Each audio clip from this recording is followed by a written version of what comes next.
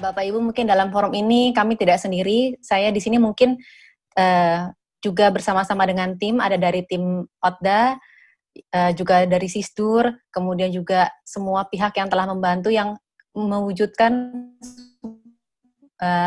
pelaksanaan supaya hari ini kita sudah mulai bisa sama-sama melihat bagaimana aplikasinya, kemudian nanti hari Kamis sudah mulai bisa mengusulkan. Terima kasih banyak kepada semua pihak yang telah membantu. Mungkin kita mulai saja, Pak Aksa. Bapak dan Ibu, untuk yang sudah menjadi pengampus sejak mungkin 2 tahun atau setahun lalu, sebenarnya prosesnya sama, tapi untuk yang baru barangkali bisa kami informasikan beberapa hal. Yang pertama adalah ada beberapa tahap dalam perencanaan dan juga penganggaran aplikasi di DAK Fisik dalam aplikasi Krisna. Jadi kita tidak berhenti dalam tahap pengusulan saja, tapi nanti sampai tahap RK. Kalau di sini digambarnya ada 6 tahap, mulai dari pengusulan, kemudian verifikasi, kemudian juga ada penilaian awal, sinkronisasi, penilaian akhir, sampai penyusunan RK. Dan kami harap mudah-mudahan Bapak Ibu tetap semangat, tetap termotivasi sejak awal hingga akhir. Jadi jangan sampai nanti Bapak Ibu merasa ketika sudah selesai pengusulan di bulan Juli, itu sudah selesai tugasnya, tidak. Karena nanti masih banyak yang harus dilakukan. Misalnya saja nanti ada feedback dari pusat ketika pusat sudah melakukan penilaian awal, kemudian diminta untuk koreksi usulan, disinkronisasi, itu harus diperbaiki, kemudian nanti sampai kepada tahap RK, baru kemudian nanti pelaksanaannya. Lanjut. Pak Aksa. Beberapa tambahan fitur baru tadi sudah disebutkan oleh Pak Agus dan juga Mas Firman. Ada beberapa hal. Yang pertama misalnya tagging tema. Untuk tagging tema ini mungkin Bapak Ibu di daerah tidak perlu melakukan apapun. Jadi sudah dilakukan set oleh pemerintah pusat. Intinya temanya sudah seperti apa yang sudah disebutkan oleh Pak Direktur kami tadi pagi. Ada 4 tema, mulai dari penanggulangan kemiskinan, kemudian ketahanan pangan, kemudian stunting, dan juga infrastruktur berkelanjutan. Ini ada di dalam penugasan. Kemudian untuk reguler ada juga tema konektivitas. Tapi kalau untuk tagging tema, tidak dilakukan apapun untuk user daerah. Kemudian yang kedua, fitur laporan monef daerah. Di sini pada dasarnya adalah kami ingin meningkatkan compliance atau tingkat kepatuhan dari Bapak Ibu untuk memberikan laporan monef, sehingga kami juga menerima feedback bagaimana evaluasi pelaksanaan daerah. Apakah ini menjadi suatu kewajiban? Untuk tahun ini mungkin belum, Bapak Ibu. Jadi bagaimana untuk meningkatkan awareness-nya, kita memang meminta untuk bisa mencantumkan link atau misalnya nanti mengupload laporannya, kemudian tetapi tidak menjadi suatu prasyarat wajib. Namun ada wacana bahwa tahun depan adanya kewajiban untuk memberikan laporan ini. Begitu. Untuk yang ketiga, untuk view intervensi, Bapak Ibu, tadi sudah dijelaskan juga oleh Pak Agus dan juga Mas Firman, intinya adalah kita ingin melihat bagaimana ketuntasan dalam suatu lokus. Jadi misalnya di suatu desa, apa saja yang sudah diintervensi melalui berbagai bidang DAK. Dan yang keempat, yang terakhir adalah pembatasan volume dan nilai kegiatan. Ini terutama untuk meminimalisir kesalahan input usulan. Tahun-tahun lalu pernah ada yang sampai menginput sekian ratus triliun hanya untuk pembangunan fasilitas sekolah karena kesalahan inputnya. Ada juga yang pernah sampai salah satuan, misalnya hanya sekitar 15.000 untuk pembangunan jalan, padahal mungkin maksudnya penginput adalah 15 miliar. Seperti itu. Lanjut. Struktur DAK fisiknya, Bapak Ibu, ini juga mungkin kalau untuk pengampu yang sudah bertahun-tahun melaksanakan sudah paham. Intinya adalah ada beberapa level, bidang, subbidang, menu, kegiatan, sampai rincian kegiatan. Untuk usulan ada di level namanya detail rincian. Kemudian beberapa hal yang di sini bisa dilihat adalah untuk level terakhir di rincian ada juga namanya komponen dan juga readiness kriteria. Ini hal yang sama dengan tahun lalu, tapi bagi para pengampu yang baru mungkin nanti baru melihat fitur ini seperti apa. Nanti kita akan jelaskan lebih lanjut lagi. Lanjut, saya mungkin akan lebih cepat lagi untuk pemaparan karena nanti kita akan pindah ke dalam aplikasi teknisnya. Untuk user role-nya, di sini Bapak Ibu dijelaskan masing-masing wewenangnya masing-masing role untuk tingkat provinsi. Jadi ada admin, OPD, Bapeda, kemudian juga ada verifikator dan juga ada kepala Bapeda provinsi. Perbedaannya apa? Seperti yang sudah dijelaskan nomor 1 sampai 12, tapi kami mohon Bapak Ibu tetap merujuk kepada user role ini karena memang banyak sekali keluhan-keluhan yang masuk kepada kami, misalnya saja ada yang minta untuk mengubah admin. Kemudian itu hanya bisa dilakukan oleh admin itu sendiri. Jadi kalau misalnya ada user baru, dia menjadi istilahnya operator lah, atau di Bapeda itu kita sebut sebagai Bapeprof atau Bapeda saja. Itu dia di-add oleh siapa? Oleh admin, tidak oleh admin pusat. Tapi kalau ada perubahan admin daerah, itu baru diintervensi oleh admin pusat. Jadi kalau misalnya Bapak Ibu mau berubah adminnya, nanti bisa kontak ke kami, bisa ke Sisdur atau ke Otda, nanti kami akan set menjadi admin baru tersebut. Tentu saja dengan ada surat dari Kepala Bapeda untuk membuktikan legalitas perubahan adminnya. Kemudian juga ada beberapa hal lain, nanti mungkin kita akan bahas di dalam aplikasi bagaimana otoritas masing-masing usernya. Lanjut. Ini untuk kabupaten kota, hampir sama. Bedanya apa? Kalau tadi Bapak Ibu lihat ada satu kolom verifikator. Jadi kalau untuk provinsi, ada satu peran verifikasi untuk usulan kabupaten kota, namun untuk kabupaten kota melakukan verifikasi, istilahnya verifikasi mandiri. Tadi mungkin sudah dijelaskan oleh Bu Jenaria dari Bangda. Lanjut lagi. Nah, ini Bapak Ibu saya mungkin akan agak lama di slide ini. Jadi intinya beberapa tahap bagi Bapak Ibu yang baru bergabung, mungkin dari OPD atau mungkin Bapeda baru menjadi pengampu dari DAK Fisik, ada beberapa tahap yang harus dilakukan ketika melakukan usulan. Yang pertama, tentu saja menginput usulannya, kemudian juga ada beberapa yang harus diisi, misalnya mengisi upload tornya atau RAB, kemudian juga di kolom yang berwarna agak gelap, abu-abu, di situ adalah kita sebutnya sebagai levelnya, level detail rincian. Apa saja yang diisi? Yang diisi hanya volume, unit cost, tapi sisanya itu dipilih Bapak Ibu. Kalau misalnya Bapak Ibu sekarang ketika work from home mungkin sering melakukan online shopping atau misalnya membuka aplikasi, itu pasti sudah familiar dengan memilih-milih atau melakukan drop down. Nah, ini sama Bapak Ibu. Jadi ketika memilih nama desanya atau nama referensinya, misalnya nama sekolah, nama fasilitas kesehatan, itu cukup dipilih. Kemudian juga metode pengerjaan itu dipilih. Tapi kalau untuk volume dan unit cost itu nanti Bapak Ibu ketik. Dan satuannya mohon diperhatikan, unit cost satuannya adalah rupiah. Bukan miliar, bukan juta, bukan triliun. Volume juga silakan diisi, karena tidak boleh kosong keduanya. Kemudian ada nanti namanya komponen dan juga readiness kriteria. Itu seperti apa nanti kami akan jelaskan di slide selanjutnya. Juga ada keterangan. Nah, Bapak Ibu, ada beberapa bidang yang meminta untuk mengisi keterangan. Itu berarti mohon untuk dilakukan pengisian, karena nanti menjadi salah satu dasar dalam pelakuan penilaian.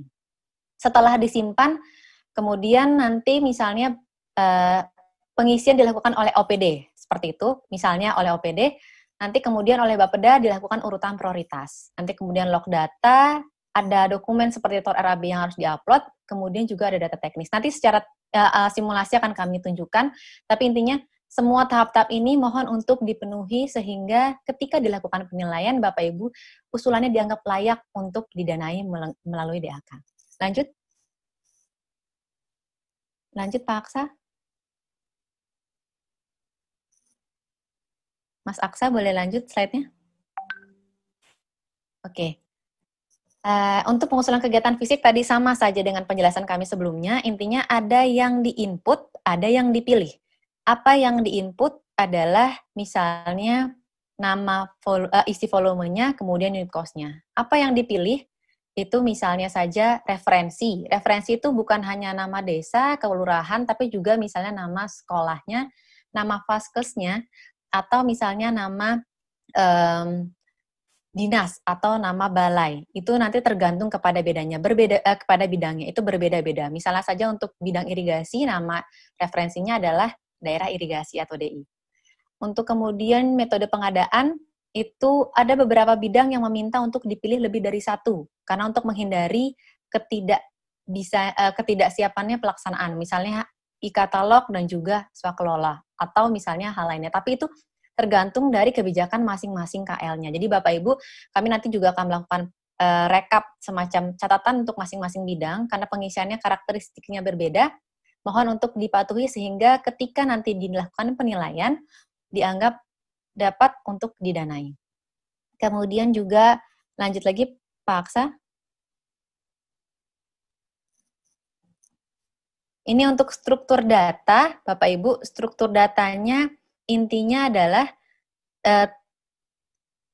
ada yang beberapa, kita mulai dari bidang. Contohnya misalnya pendidikan, irigasi, kemudian juga misalnya bidang kesehatan. Di kesehatan sendiri ada subbidang namanya KB. Ada juga misalnya di pendidikan subbidang SMA. Tapi tidak semua bidang memiliki subbidang.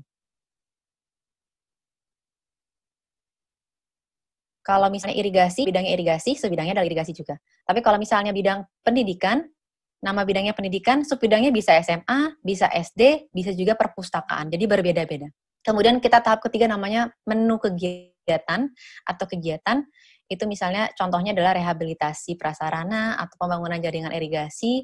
Rinciannya adalah sesuatu yang lebih detail lagi. Misalnya rehabilitasi ruang kelas dengan tingkat kerusakan sedang, seperti itu. Detail rincian. Nah, di detail rincian itu Bapak Ibu baru mengisi referensinya. Ini mungkin sesuatu yang Bapak Ibu kalau pengampu sudah lama sudah sangat familiar dan paham, tapi kalau untuk yang baru bergabung, baik dari OPD maupun Bapeda, ini mungkin hal yang bisa kami jelaskan secara cepat. Kemudian, untuk komponen, ini mandatori atau wajib diisi, tapi tidak semuanya dipilih. Jadi beberapa saja dipilih, tapi harus diisi, minimal 1.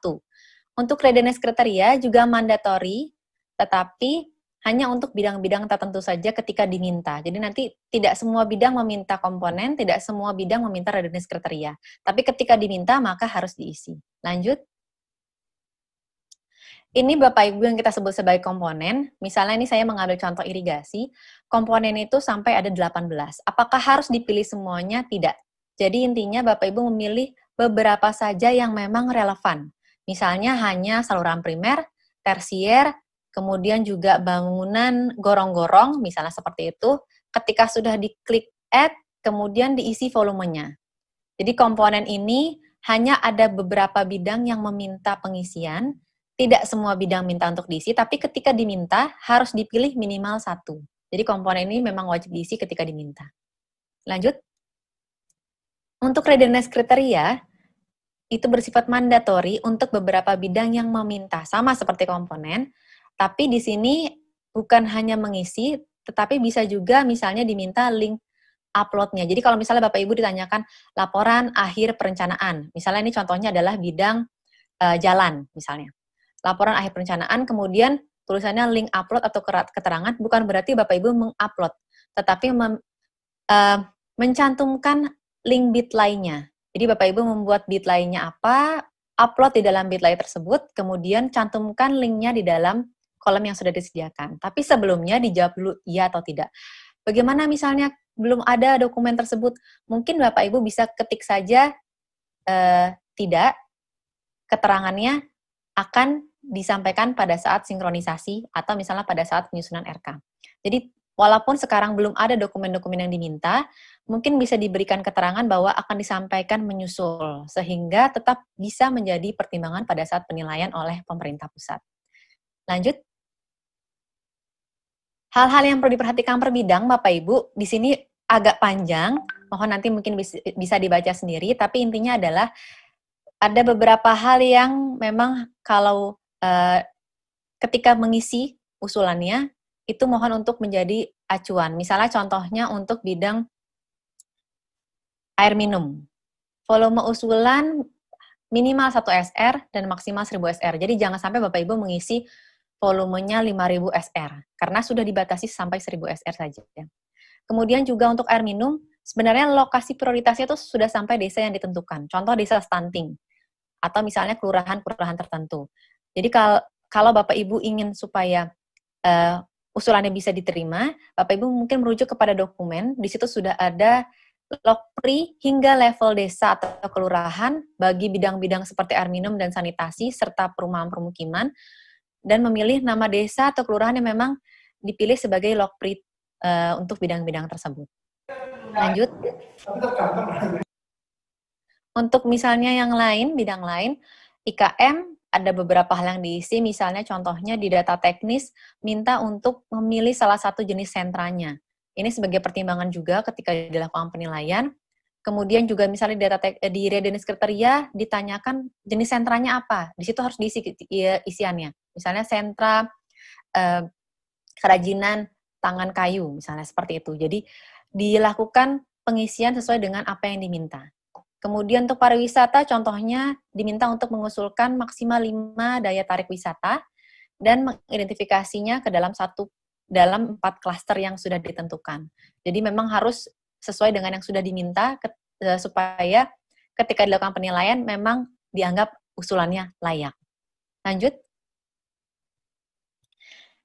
Bidang yang lain, beberapa misalnya pertanian minta untuk mengisi geotagging, tapi kalau untuk bidang misalnya perumahan permukiman tidak meminta geotagging. Kemudian juga transportasi perdesaan, pembatasan total usulan per daerah yaitu maksimum 50 usulan per daerah. Jadi kalau misalnya Bapak Ibu ketika mengusulkan untuk bidang transdesa dan mengisi sekitar 100 usulan, maka hanya akan dipilih 50 saja. Jadi dibatasi. Lanjut. Hal yang perlu diperhatikan Bapak Ibu, di sini kami berikan beberapa link dan juga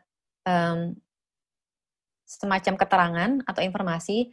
Yang paling penting misalnya saja ketika Bapak Ibu ingin melakukan perubahan admin di poin ke-5, bisa menyampaikan surat secara resmi ke OTA dan juga Sisdur, kemudian di-update dalam link formnya, kemudian juga untuk manual bisa di-download nanti masing-masing di dalam Bitly ataupun di dalam portal di menu dokumentasi, kemudian juga Bapak Ibu mohon untuk menunggu sampai tanggal 4 untuk dapat mengusulkan usulan di dalam aplikasi Krisna, karena saat ini masih dilakukan persiapan dan juga masih dalam periode sosialisasi. Jadi kalau sekarang Bapak Ibu membuka Krisnanya, apakah sudah bisa mengusulkan? Belum.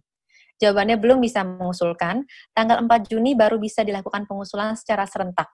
Karena kalau Bapak Ibu sekarang sudah bisa melakukan pengusulan, besok masih ada sosialisasi untuk 17 provinsi, kabupaten kota di 17 provinsi lainnya, sehingga supaya semuanya sama-sama serentak, kita ambil waktu di tanggal 4 Juni. Lanjut. Isu lainnya, Bapak Ibu, sekali lagi kami mengingatkan, kalau ada pergantian akun admin, hanya admin pusat yang bisa melakukan set untuk admin di daerah. Jadi mohon koordinasi dengan Bappenas terkait dengan perubahan admin. Tetapi kalau misalnya yang berubah adalah OPD atau Bapeda, maka silakan admin memanage role-nya sendiri. Kemudian untuk pemutahiran data referensi, contohnya saja misalnya untuk bidang jalan, misalnya Bapak Ibu menganggap ini ada nama jalannya yang belum keluar, nanti mungkin bisa koordinasi kepada PUPR secara langsung. Karena memang kalau untuk bidang jalan, kami menggunakan data yang langsung dari aplikasinya milik PUPR, ICPDJD. Kemudian juga misalnya untuk kesehatan, nama puskesmasnya misalnya masih belum tepat atau misalnya berubah, itu mohon koordinasi kepada KL langsung. Karena kami akan menerima data-data tersebut dari KL dan juga Direktorat Sektor. Jadi intinya ketika Bapak Ibu merasa data referensi atau lokusnya itu masih keliru, silahkan koordinasi dengan masing-masing KL terkait bidangnya. Untuk yang ketiga, perubahan atau pemekaran desa baru, bisa menghubungi kami jika misalnya ada pemekaran desa baru atau misalnya perubahan nama. Yang keempat, lokasi prioritas. Bapak Ibu, jadi tidak semua bidang di penugasan bisa diusulkan oleh Bapak Ibu di daerah, tergantung kepada lokasi prioritasnya. Dan ini nanti akan kami sampaikan rekapnya. Bapak Ibu mohon untuk dijadikan acuan. Misalnya saja untuk DAK bidang irigasi, maka tidak semua daerah bisa mengusulkan, hanya daerah-daerah dengan data dengan lokpri yang sudah ditentukan dan juga data referensi yang sudah ada yang bisa melakukan pengusulan. Kemudian yang terakhir, laporan MONEF, tadi sudah dijelaskan juga oleh Pak Agus Riyadi, intinya adalah kami meminta Bapak Ibu untuk mengupload laporan MONEF di tahun 2019 di dalam menu upload dokumen. Dapat dilakukan hanya menggunakan user kepala Bapeda atau user dari admin. Tidak bisa dilakukan oleh user OPD ataupun user dari Bapeda itu sendiri. Lanjut. Ini timeline, ini slide terakhir kalau saya tidak salah. Jadi intinya untuk timeline DAK fisik, Bapak Ibu sekarang kita berada di posisi tanggal 2 Juni, masih sosialisasi, tanggal 4 start untuk penginputan. Kemudian setelah input, ada verifikasi. Ini mohon maaf, kurang lengkap. Sebenarnya verifikasi Kemendagri untuk usulan provinsi, dan juga sekaligus verifikasi provinsi untuk usulan kabupaten kota. Dan ini dilakukan pada tanggal 4 sampai tanggal 20 Juli. Tetapi di dalam verifikasi tersebut, Bapak Ibu sekali lagi untuk usulan tidak ada yang di-drop, tetapi diberikan catatan. Misalnya apakah memang direkomendasikan atau direkomendasikan dengan catatan. Dan catatan itu akan menjadi salah satu pertimbangan dalam proses penilaian.